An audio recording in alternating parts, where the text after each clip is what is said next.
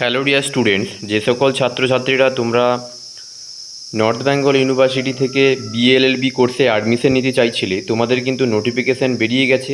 আজকের কিন্তু তোমাদের সাথে আমি ডিসকাস করব তোমাদের এই নোটিফিকেশানে যে এই যে নর্থ বেঙ্গল ইউনিভার্সিটি থেকে তোমাদের অ্যাডমিশন নেওয়ার জন্য যে ক্রাইটেরিয়াগুলো রয়েছে, সমস্ত কিছু ডিটেলসে ভিডিওতে নিয়ে কিন্তু আজকে আলোচনা করব এবং কীভাবে ফর্ম ফিল আপ করতে হবে সেই বিষয় কিন্তু আমি তোমাদেরকে দেখিয়ে দেবো।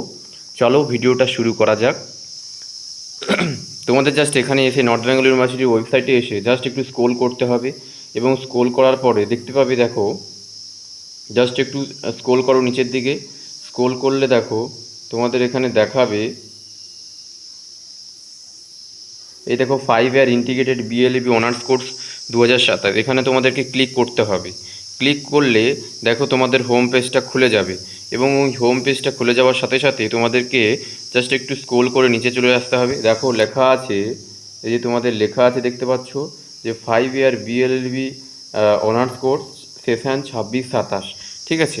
এবং এটা দেখো, এটা স্ক্রোল করার পরে তোমাদেরকে একটু চলে আসতে হবে।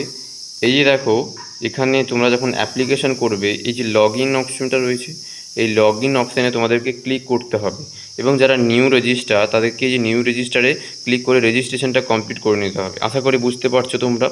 এবার চলো যে তোমাদের এলিজিবিলিটি যে রয়েছে যে অ্যাডমিশনের জন্য, সেটা কি, চলো ভিডিওটা শুরু করি। দেখো এই এলিজিবিলিটি অপশানটা তোমরা দেখতে পাচ্ছ এখানে।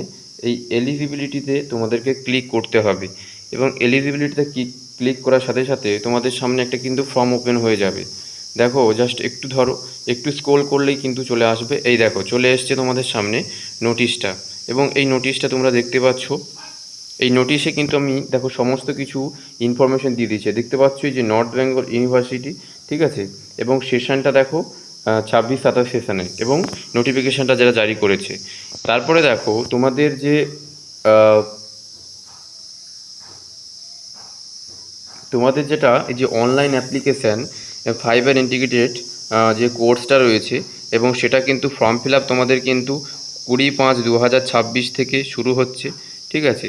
অর্থাৎ 20-5-26 থেকে শুরু হচ্ছে এবং চলবে 1-6-2026 অবধি, ঠিক আছে। এবং এই যে তোমাদেরকে ভিজিট করার জন্য এই ওয়েবসাইটে nbu.ac.in এই যে অনলাইন পোর্টাল রয়েছে সেখানে তোমাদেরকে ভিজিট করতে বলছে, ঠিক আছে। এবার চলো তোমাদেরকে এলিজিবিলিটি কী ক্রাইটেরিয়া চেয়েছে। এই যে দেখো এলিজিবিলিটি ক্রাইটেরিয়া, এই এলিজিবিলিটি ক্রাইটেরিয়া দেখো 10+2, অর্থাৎ তোমাদেরকে 10+2 এক্সামিনেশন অর্থাৎ উচ্চ মাধ্যমিক অথবা সমতুল্য কোনো বোর্ড থেকে তোমাদেরকে 10+2 এক্সামিনেশন পাস করতে হবে এবং মার্কস কত চেয়েছে, 45% মার্কস এবং ইকুইভ্যালেন্ট বলেছে এক্সামিনেশন, ঠিক আছে। এবং তারপরে দেখো 3 নম্বর যে অপশানটা রয়েছে, 3 নম্বরে কি বলছে, 3 নম্বরে দেখো এসসি এসটি যারা রয়েছে, যে সমস্ত ক্যান্ডিডেট এসসি এসটি রয়েছে ক্যাটাগরি, তাদের জন্য 40% মার্কস কিন্তু হলে তারা কিন্তু এই এক্সামিনেশানে ফর্মটা ফিল আপ করতে পারবে, বোঝা গেল। এবার দেখো তোমাদের যে মেন টপিক যেটা রয়েছে যে এজ লিমিট, ঠিক আছে। এই এজ লিমিটের 4 নম্বর যে পয়েন্ট, দেখো age limit as on 1 June 2026, অর্থাৎ 20 ইয়ার অফ জেনারেল ক্যাটাগরি এবং 22 year for SC ST and OBC and 25 year person with disability, ঠিক আছে। এই গেল তোমাদের কিন্তু মানে এলিজিবিলিটি, ঠিক আছে। এই এলিজিবিলিটি তোমাদের এটা লাগবে, অর্থাৎ তোমরা যাদের 1 জুলাই 2026 থেকে 20 ইয়ার অর্থাৎ 20 বছর যারা জেনারেল কাস্ট তাদের জন্য, 22 বছর যারা এসসি এসটি এবং ওবিসি যারা তাদের 25 বছর হলে তারা কিন্তু এখানে এলিজিবিলিটি থাকছো। আশা করি বুঝতে পেরেছো কি বললাম আমি। তারপরে দেখো তোমাদেরকে এটা হলো এলিজিবিলিটি ক্রাইটেরিয়া, ঠিক আছে। এবার চলো তোমাদের দেখো তারপরে তোমাদের যেটা রয়েছে যে অ্যাডমিশান ফিস অ্যান্ড ডিটেলস। এই অ্যাডমিশান ফিস অ্যান্ড ডিটেলসটা তোমাদের সামনে আমি তুলে ধরবো যে এখানে অ্যাডমিশান ফিস অ্যান্ড ডিটেলসটা কী রয়েছে। চলো শুরু করা যাক। দেখো এই admission fees and details click করলাম এবং চলে গেলাম হোম পেজে এবং একটু স্ক্রোল করলে চলে আসবে। দেখো চলে এসছে। এবার এখানে তোমাদের অ্যাডমিশান ফিস যেটা দিয়ে দিয়েছে নর্থ বেঙ্গল ইউনিভার্সিটি থেকে, সেই অ্যাডমিশন ফিস দেখো এখানে দিয়ে দেওয়া হয়েছে। এবং দেখো ফার্স্ট অ্যাডমিশন ফিস তোমাদেরকে ফার্স্ট সেমিস্টারে কত পে করতে হবে দেখো।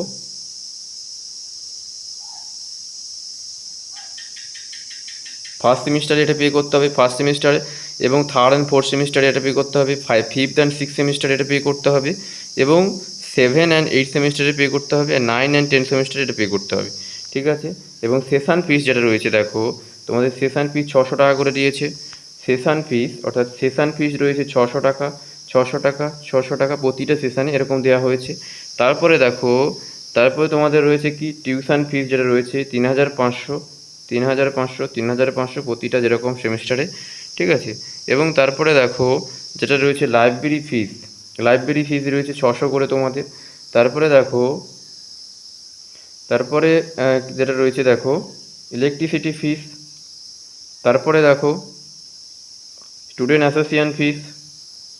তারপরে কি রয়েছে স্টুডেন্ট মেডিকেল, মেডিকেল যেটা রয়েছে তোমাদের সেটা। ঠিক আছে। তারপর health home, student health home সেটা। ঠিক আছে। এবার দেখো RIFD কার্ড ফিস। তারপরে দেখো তোমাদের রেজিস্ট্রেশন ফিস। তাহলে টোটাল অ্যামাউন্টটা তোমাদের যত এই যে 5 ইয়ার কোর্সে টোটাল তোমাদের কত টাকা লাগছে। টোটাল দেখো, টোটাল যদি আমি ধরি, টোটাল তোমাদের এখানে টোটাল এখানে দিয়ে দিয়েছে দেখো যে 50,750 টাকা তোমাদের, কিন্তু 50,750 কিন্তু এখানে তোমাদের 5 ইয়ারের জন্য কিন্তু লাগছে। এটাই হলো টোটাল ফিস। যেই কলেজ নর্থ বেঙ্গল ইউনিভার্সিটি তোমরা অ্যাডমিশন নিতে চাইছো তাদের জন্য কিন্তু এটা হলো কলেজ ফিস। অর্থাৎ টোটাল 5 বছরের জন্য তোমাদের কিন্তু এই কস্টটা কিন্তু অ্যামাউন্টটা পে করতে হবে, যা যা বললাম। ঠিক আছে। এই হলো বিষয়।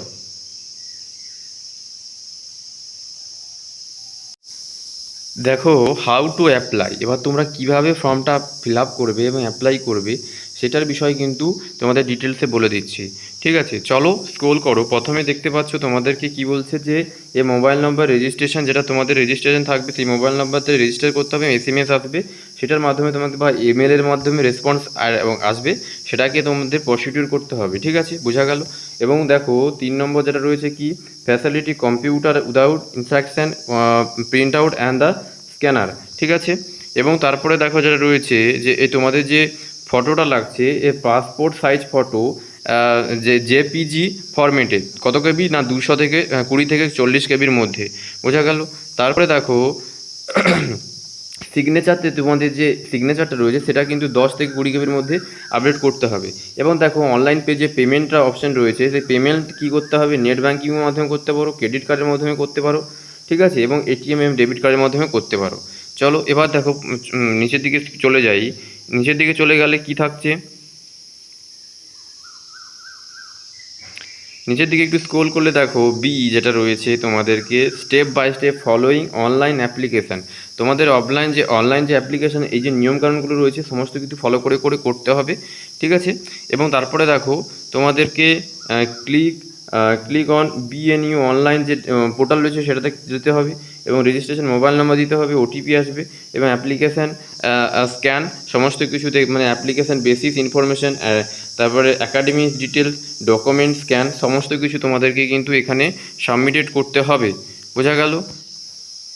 এরপরে চলো নিচের দিকে চলে যাই এবং ইম্পর্টেন্ট যে নোটিশটা রয়েছে ইম্পর্টেন্ট নোটিশে দেখো, এই ইম্পর্টেন্ট নোটিশে কী বলছে দেখো যে the stage of the verification of application for influencer details information যেগুলো রয়েছে সেগুলো তোমাদের দিতে হবে।